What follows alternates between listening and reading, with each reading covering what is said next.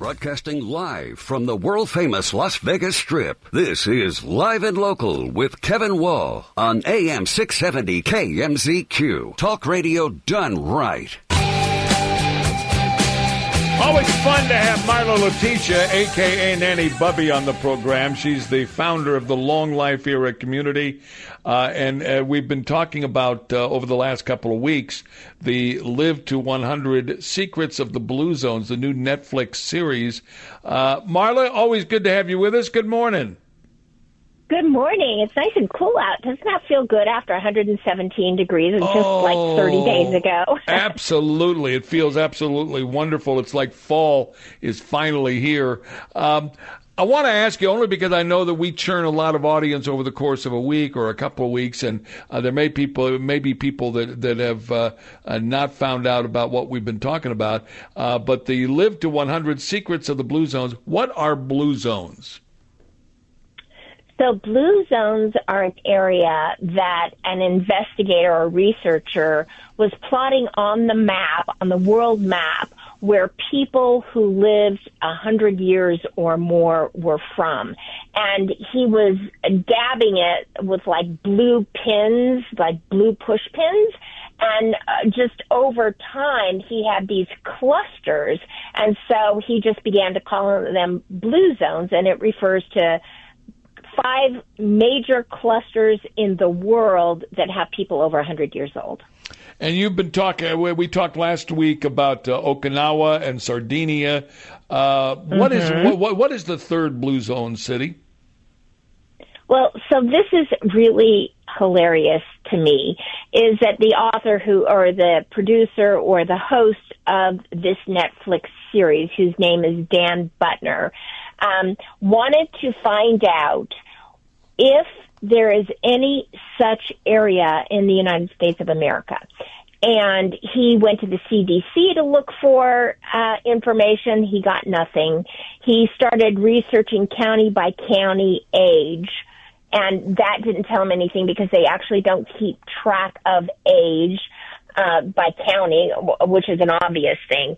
And someone, in asking the question, someone said, "Have you seen the Adventist Health Study?" And he started looking at it, and he found out that, in fact, there is a blue zone in none other than San Bernardino County, which is literally known as the most polluted county in the basin, which is really funny.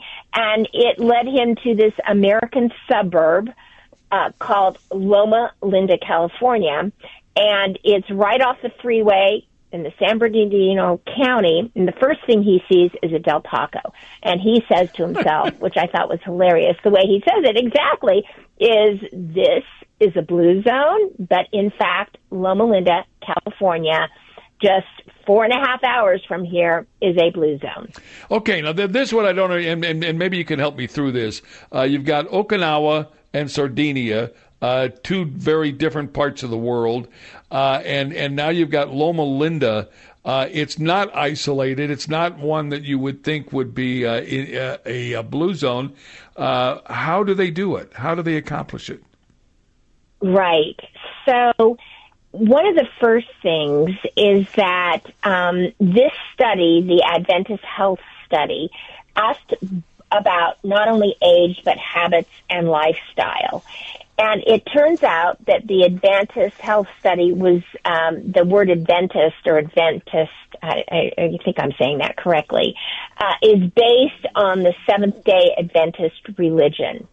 And he found in studying this area that the men live 7 years longer on average than the rest of the American population, and the women live 4 years longer than the rest of the population. But more importantly, they do have the highest level of centenarians in their population. And it is about habits and lifestyle, which are presented to them by the religion that they all tune to, which is the Seventh-day Adventists. I can't remember actually your question. Did I answer it? I think, yeah. I do want to ask you about the pillars of their existence of these blue zones. What are the common denominators that we talk about that brings longevity? Well, so one of the things is the entire culture of this area is based on movement. So movement and activity is one of the first pillars. The second pillar is contributing to the society that everybody lives in. So volunteering.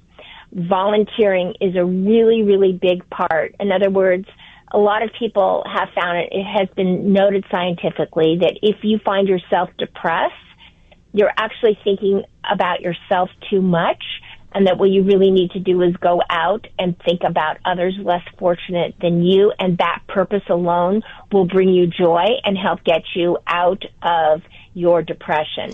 So that's the other thing. The other is what they eat. So what they eat are fruits, legumes, vegetables, nuts, and whole grains, and a lot of 60% of everyone in that area of Loma Linda is actually vegetarian, which is a common thread that goes through both Sardinia and Okinawa. And what they do is they don't, so I find, and I don't know, Kevin, if you found this, but frequently as I've, journeyed through my own nutrition and eating issues throughout life, frequently I find someone is pointing the finger and shaming you and saying, don't eat that, don't do that, but what they do instead is they are framing the positivity about it. Adventists that live the longest are plant-based, and they weigh about 20 pounds less than all others. And so they use that as a, hey, this could be healthy for you. Fruit reduces lung cancer. I mean, who doesn't want to eat that, especially if you're a smoker, which I doubt there's very few there. Eating a handful of nuts actually helps you live 3 years longer than the rest of the population. So grab those nuts. I mean, I would eat 3 handfuls if I knew that. Yeah. And beans, yeah, and I do, and then there's extra calories, so that isn't a good thing. But and beans reduce the risk of colon cancer. So it's the fact that they frame those health messages in positive ways instead of shaking the finger. And then the fourth, the other thing, I don't know how many I listed there, is that they are very religious. I'm saying that as a general pun word about observing the Sabbath, which is from Friday night at sundown to Saturday night at sundown, which was very interesting to me because as a Jew, we celebrate our Sabbath at the same time, Friday night sundown to Saturday night sundown, that they are very religious about that aspect of their lives. One of the things the Netflix series talks about, in particular when it comes to Loma Linda, is that the community supports the lifestyle. How is it that they actively support the lifestyle?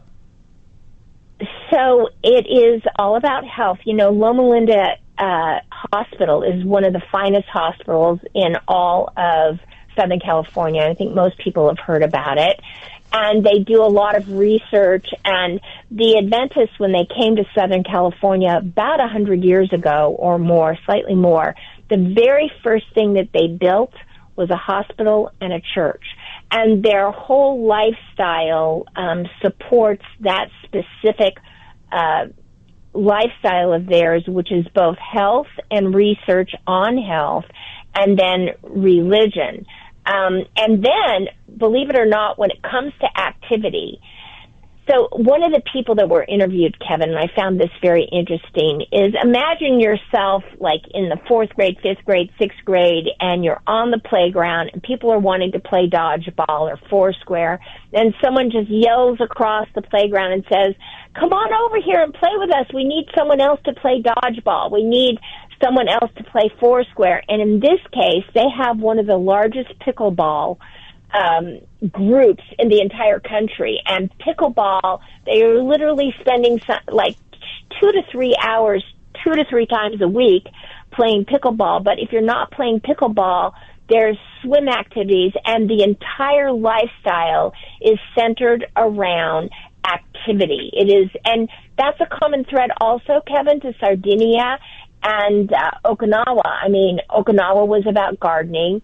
Sardinia was about walking up those cobblestone streets, and, you know, the greater the incline in your village, the longer you lived in these villages. And so activity and what you eat and volunteering are all things that are part of the community supporting the lifestyle. Marla, if folks want to find out more about your efforts in the Long Life Era community, if they want to join your group, how do they go about doing it? Thank you, Kevin. So you can join our group, which is an incredible community. It's called Long Life Era Community. It's on Facebook. It's a Facebook group, so just search Long Life Era Community, and it will pop up, ask to join. And they can continue to listen to this radio show, which when I'm not with you, Kevin, I promote all the time, by the way. I know you do. Thank you. We've got a 5-day exercise challenge that just completed last week in the group. I mean, you cannot believe the people and what they're doing. I get so much inspiration. And this week, we have a challenge going called What's on Your Plate? Good, Ooh. Bad, and indifferent. And everybody is posting on a daily what they're eating. And it's been just really a phenomenal experience. A lot of laughter. There was a article posted yesterday that made fun of the Blue Zone, this Netflix series, and that is posted in the Long Life Era community, and it is hysterical. It's about people who try to adapt all of that into our American way and the juxtaposition of all of that, and it's a hilarious thing. So I invite everybody to join Long Life Era Community on Facebook. Marla, you have a great rest of your week. We'll talk again next Wednesday. I always look forward to it. I do too, Kevin. Thank you so much. Have a great day. There you go, Marla Letitia. Man, I always feel better after I talk to her, a.k.a. Nanny Bubby. Stay with us. More to do as we continue on AM 670 KMZQ.